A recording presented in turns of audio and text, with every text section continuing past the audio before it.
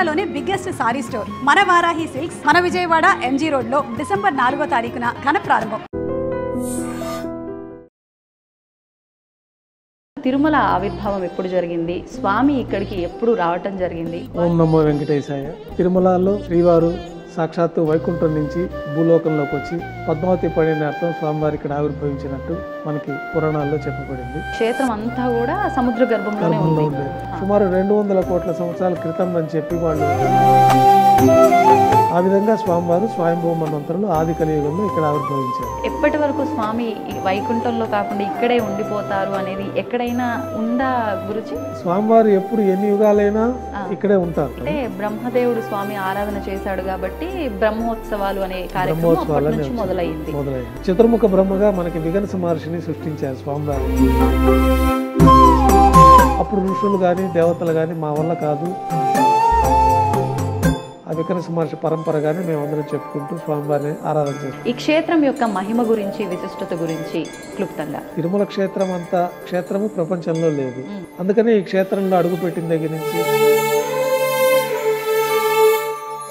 యాత్ర పరిపూర్ణ ఫలితం వస్తుందని చెప్పి పురాణాల్లో చెప్పబడింది. ఆ రూపాన్ని తాకినప్పుడు మానవ శరీరాన్ని తాకినట్టుగానే స్పర్శ తెలుస్తుంది అని అంటూ ఉంటారు చాలా మంది. అది మామూలు శివరా స్వరూపాలకి ఈ స్వరూపానికి ఒక తేడా అయితే మనకు తెలుస్తుంది.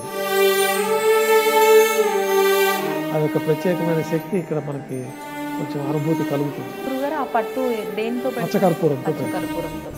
అంటే అది పచ్చకర్పూరమే ఎందుకని గురువుగారు? స్వామివారికి పరిమళ భరితమైన ద్రవ్యం అది ఒకటే కాబట్టి ఆ పచ్చకర్పూరం తెల్లగా ఉంటుంది. స్వామివారికి మట్టి పాత్రలో స్వామికి నివేదన చేస్తారు అని చెప్పి విన్నాను. అది అంటే ప్రతినిత్యమా, విశేషంగా ఏదైనా రోజా గురువుగారు? అది గతంలో చేసేవారు. ఇప్పుడు శ్రేష్టంగా వెండి పాత్రలో స్వామివారికి నైవేద్యాలు వస్తాయి.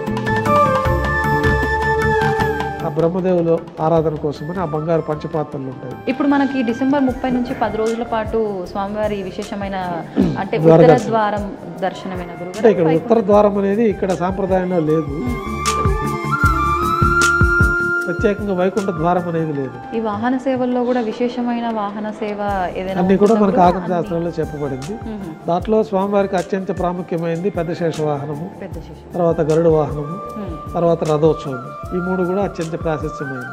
అసలు నిజమైన శరణాగతి అంటే ఏంటి? ఏ రకంగా చూపించాలి భగవంతుడి దగ్గర? అంటే అన్ని వదిలేసి మన పనే దైవంగా భావించాలి, ఫలితాన్ని స్వామివారికి వదిలేయాలి.